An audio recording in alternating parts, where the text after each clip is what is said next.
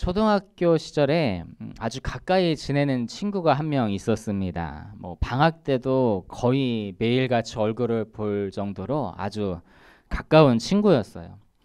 근데 그 친구가 하루는 저한테 그렇게 물어보더라고요. 만약에 내가 크게 다쳐서 심장을 이식을 받아야 되는데 다른 사람은 안 되고 너만 심장을 줄 수 있다고 한다면 너는 그렇게 할 수 있어? 라고 그렇게 묻더라고요. 제가 뭐라고 대답했을까요? 제가 참고로 눈치가 좀 없었거든요. 그래서 그 친구한테 그랬어요. 절대로 그럴 일 없다. 너랑 나는 혈액형도 다르고, 내가 너에게 심장을 주는 것 자체가 불가능해. 이제 그렇게 얘기를 하고 말았던 기억이 납니다. 그 친구가 저한테 듣고 싶은 말이 뭐였겠어요? 설령 불가능하다고 하더라도 내가 너에게 내 심장을 줄게. 기꺼이 얘기하는 그 말이 듣고 싶어서 그런 질문을 하지 않았을까요? 여러분, 진정한 친구란 뭘까요? 만나면 즐겁고 또 나에게 유익이 되는 친구도 참 좋은 친구입니다. 그런데 진정한 친구란 위험에 빠졌을 때 그 위험을 무릅쓰고 도와주는 친구가 진정한 친구일 겁니다.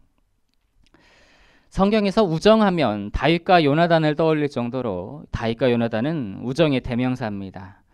그들은 서로에게 어떤 친구였기에 참된 친구가 될 수 있었을까요? 우리 1절 말씀 같이 한번 보시겠습니다. 자, 1절 말씀입니다. 시작. 사울이 그의 아들 요나단과 그의 모든 신하에게 다윗을 죽이라 말하였더니 사울의 아들 요나단이 다윗을 심히 좋아하므로.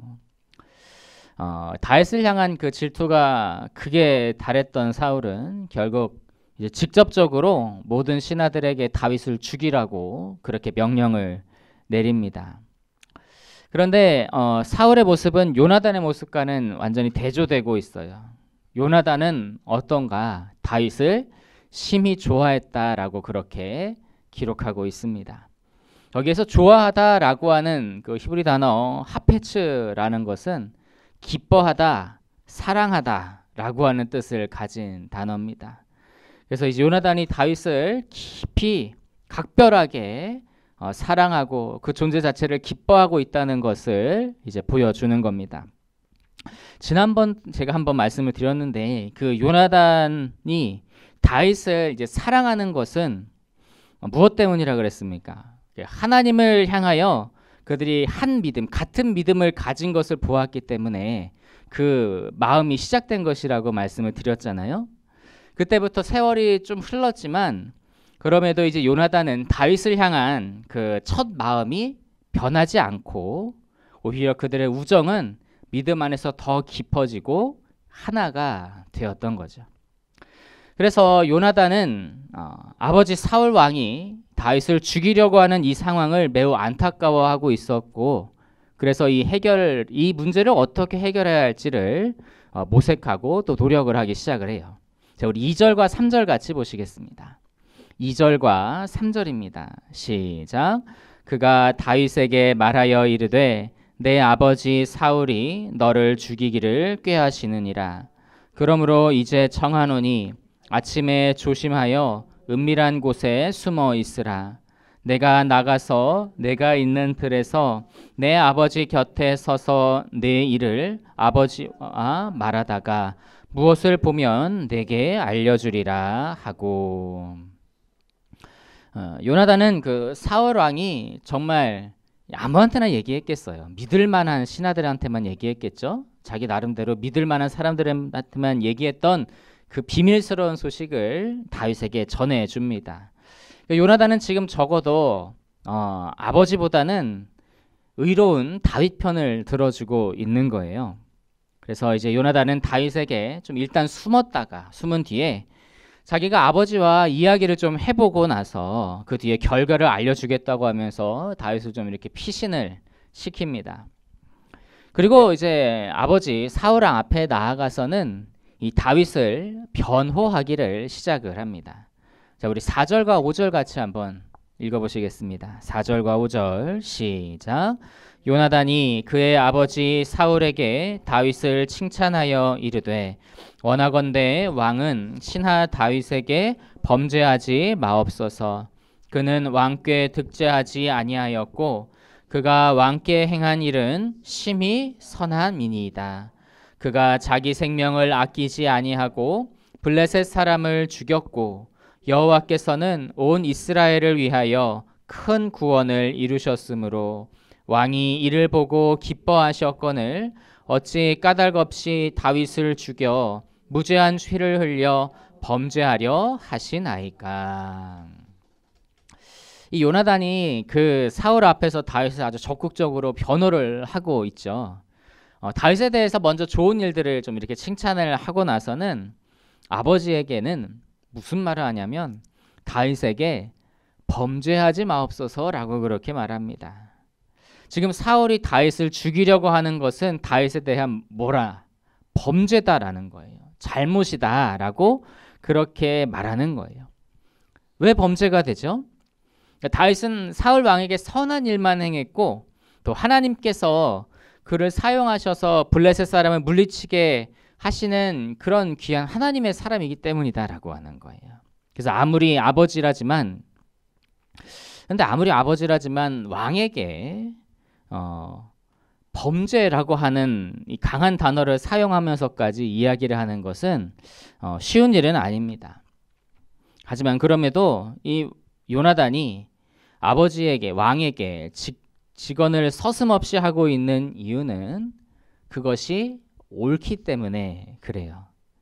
왕에 대한 그런 충신, 또 나라의 영웅, 그리고 하나님을 경외하며 모든 일을 했던 하나님의 사람 다윗을 죽이는 일은 왕으로서도 그리고 하나님 앞에서도 결코 옳지 않은 일이었기 때문에 요나단은 적극적으로 자기 의견을 이제 제시를 하면서 사울 왕을 만류하고 있는 겁니다. 그런데 사실 옳은 말이지만 이 요나단이요, 자기가 이렇게 탄원하는 것은 매우 위험한 일이었습니다. 그 일로 인해서 자기 목숨도 위협받을 수 있기 때문에 그래요. 이 사울이라는 사람이 이전부터 자기 자식이라고 해서 막 각별하게 아끼고 보호하는 그런 사람은 아니었어요. 우리 사무엘상 14장 43절과 44절 한번 보실까요? 사무엘상 14장 43절과 44절 말씀, 우리 함께 같이 읽어보시겠습니다. 시작. 사울이 요나단에게 이르되 내가 행한 것을 내게 말하라. 요나단이 말하여 이르되 내가 다만 내 손에 가진 지팡이 끝으로 꿀을 조금 맛보았을 뿐이오나 내가 죽을 수밖에 없나이다. 사울이 이르되 요나단아 내가 반드시 죽으리라. 그렇지 않으면 하나님이 내게 벌을 내리시고 또 내리시기를 원하노라 하니. 사울이 왕으로 즉위한 지 얼마 되지 않았을 때 블레셋과의 전쟁이 벌어졌죠. 그때 많은 백성들이 그 블레셋 사람들의 군대를 보고 겁을 먹고 다 도망갔습니다. 그래서 얼마 안 되는 병력을 가지고 사울은 이제 블레셋 군대가 쉽게 쫓아오지 못하는 그 험한 곳에 가서 어떻게 해야 할지 고민만 하고 있었어요. 이제 그때 요나단이 그 무기 드는 자 한 사람과 홀로 돌격을 해서 이 전쟁의 물꼬를 틀고요. 그리고 하나님께서 그 위에 역사하심으로 이스라엘의 대역전이 시작됐잖아요. 그래서 요나단은 나라와 민족의 영웅으로서 추앙을 받았어야 마땅했습니다. 그런데 사울은 그런 것은 전혀 생각하지도 않고 단지 자신의 욕심 때문에 독단적으로 금식 선포를 했는데 그 명령을 듣지도 못했던 요나단이 꿀 한번 찍어 맛보았다며, 그러니까 억울한 거죠. 예. 장자 요나단을 죽이려고 했습니다. 백성들이 나서서 이 요나단이 큰 공을 세웠다면서 보호하지 않았다면 아마 그때 요나단은 아버지 손에 죽었을지도 모릅니다. 그뿐이 아니죠. 이후에 본문보다 좀 더 지나가서 사울의 마음이 또다시 변해서 다윗을 죽이려 할 때에 요나단이 적극적으로 사울을 말렸다가 사울이 창을 던져서 죽을 뻔한 일이 있었어요.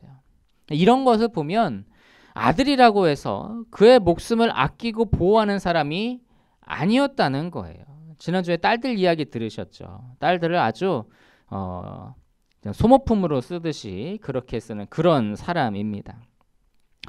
그래서 이제 본문에서와 같이 요나단이 다윗을 변호하고 두둔하는 것은 결코 이제 쉬운 일이 아니에요. 오히려 자기 목숨을 걸어야 하는 큰 위험을 무릅쓰고 친구 다윗을 변호하고 있는 겁니다. 친구를 위해서 위험을 무릅쓰고 그리고 목숨의 위협에도 그를 돕는 사람, 그 사람이야말로 진정한 친구가 됩니다. 예수님께서도 이런 말씀을 남기셨어요. 우리 요한복음 15장 13절 같이 한번 보시겠습니다. 요한복음 15장 13절 말씀을 같이 한번 읽으시겠습니다. 시작. 사람이 친구를 위하여 자기 목숨을 버리면 이보다 더 큰 사랑이 없나니. 사람이 친구를 위할 수 있는 가장 큰 사랑은 자기 목숨을 버리면서까지 그를 사랑하는 겁니다. 그러니까 본문에서의 요나단은 자기 목숨을 버리면서까지 다윗을 사랑하고 있으니 다윗에게 있어서 요나단은 진정한 친구가 되는 것이죠. 그런데 우리 모두에게는 요나단과 같은 진정한 친구가 있으십니다. 우리 요한복음 15장 15절 같이 보시겠습니다. 요한복음 15장 15절 같이 한번 읽어보실까요? 시작. 이제부터는 너희를 종이라 하지 아니하리니 종은 주인이 하는 것을 알지 못함이라. 너희를 친구라 하였노니 내가 내 아버지께 들은 것을 다 너희에게 알게 하였음이라. 예수님께서는 바로 우리를 향하여 주님께서 친히 우리의 친구가 되셨다고 그렇게 말씀하십니다. 그럼 예수님께서는 우리의 어떤 친구가 되신 거죠? 어떻게 우리의 참 친구가 되십니까? 예수님께서는 우리가 영원한 사망, 그 멸망에 빠질 위기에 처한 우리를 구원하시기 위해서 그 지극히 높으신 하늘 보좌를 버리시고 이 땅에 내려오셨습니다. 그뿐이 아니죠. 우리를 위해서 스스로 십자가에 못 박도록 자기 자신을 내어주시고 그 십자가에 달려 죽으심으로 우리에게 참된 친구가 무엇인지를 친히 보여주신 것입니다. 여러분, 여러분에게 이런 요나단과 같은 믿음의 친구, 또 그리고 예수님과 같은 진정한 친구가 많이 생기시게 되기를 바랍니다. 모든 사람이 이런 친구가, 참된 친구가 자기 곁에 있기를 바랄 거예요. 자기 자신을 위해서, 이제 자기를 위해서 목숨을 버릴 수 있는 친구가 있다면 얼마나 복된 일이겠습니까? 그런데 여러분은 과연 친구를 위해서 목숨을 내어놓을 수 있는 진정한 친구이십니까? 많은 사람들이 진정한 친구를 원하지만 정작 자신은 다른 사람에게 참된 친구가 되려고 하지 않는 그런 모순을 안고 있습니다.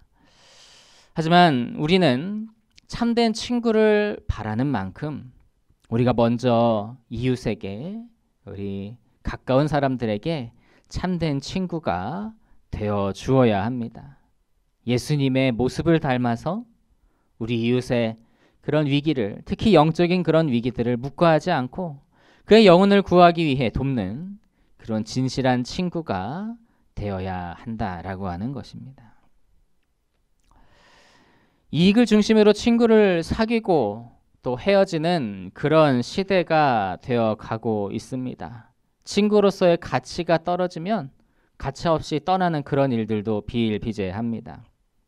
하지만 그런 사람들도 마음 한편으로는 참된 친구를 그리워하고 있을 겁니다.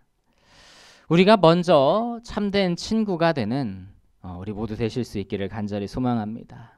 예수님을 닮아서 요나단과 같이 참된 친구가 되어서 이웃을 사랑하는 마음으로 저들을 돕고 또 저들을 살리는 그런 일에 힘쓰는 우리가 되어야 할 줄로 믿습니다.